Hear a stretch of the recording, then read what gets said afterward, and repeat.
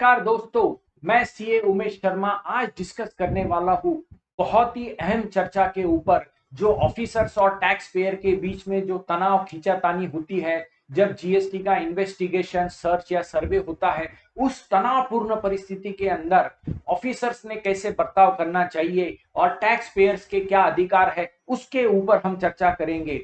तो हाल ही के अंदर जीएसटी इन्वेस्टिगेशन विंग के तरफ से एक इंस्ट्रक्शन इशू किया गया है। उस इंस्ट्रक्शन के दौरान ये लिखा गया है कि कोई सर्च, सीजर या इन्वेस्टिगेशन होता है तो उसमें कोई भी जोर जबरदस्ती नहीं होने चाहिए टैक्स के रिकवरी के लिए करदाता के ऊपर।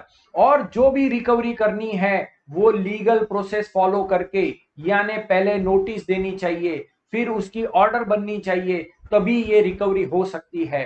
तो दूसरा सवाल यहां पर दिया गया है कि क्या है एक्चुअल प्रोसीजर टैक्स पेयर के लिए टैक्स पे करने की। तो 79 सेक्शन के तहत जो भी नोटिस इशू की जाती है उसका पूरा एडजुडिकेशन होने के बाद में, छानबीन होने के बाद में उसकी ऑर्डर बनती है।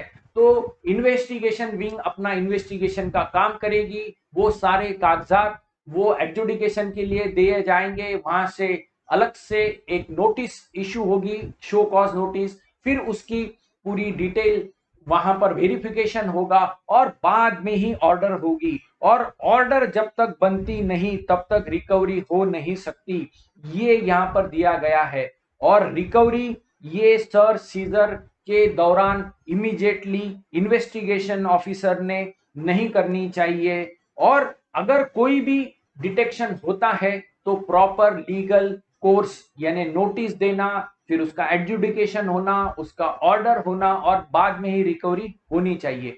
हाँ, यहां पर और एक सवाल का जवाब दिया गया है कि टैक्स पेयर अगर वॉलेंट्री पेमेंट करना चाहता है, खुद ब खुद झंझट नहीं चाहता है आगे की, तो वो कर सकता है क्या?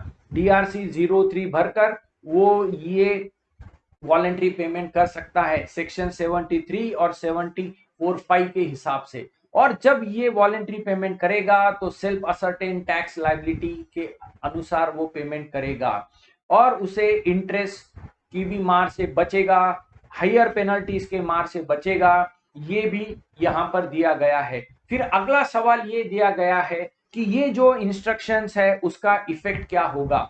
इस इंस्ट्रक्शन के हिसाब से ये क्लियर कट है कि रिकवरी ये सर्च, इंस्पेक्शन और इंक्वायरी के दरमियान नहीं फोर्सफुली होनी चाहिए, वॉलेंट्री पेमेंट का ऑप्शन यूज होना चाहिए। और प्रिंसिपल कमिश्नर या डीजीसीआई के जो आला अधिकारी है उन्होंने भी ये ध्यान रखना है कि जो भी इन्वेस्टिगेशन ऑफिसर जा रहे हैं उनके अगेंस्ट अगर कोई फोर्स या कोएर्शन या जोर जबरदस्ती का मामला करदाता लेके आता है तो तुरंत उसके ऊपर इंक्वायरी करे, डिसिप्लिनरी एक्शन ले और उस ऑफिसर को रोके।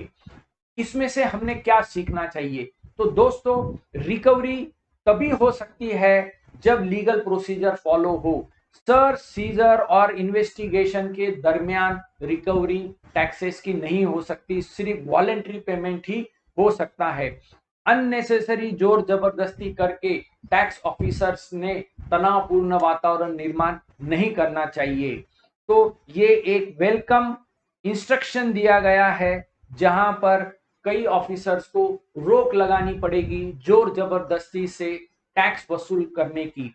तो ये एक अच्छा सर्कुलर इंस्ट्रक्शन है। तो देखते रहिए कर नीति का यूट्यूब चैनल। आपके कोई भी सवाल है तो जरूर भेजिए, मुझे इस नंबर पर व्हाट्सएप करिए या इस ईमेल आईडी के ऊपर भेजिए। धन्यवाद।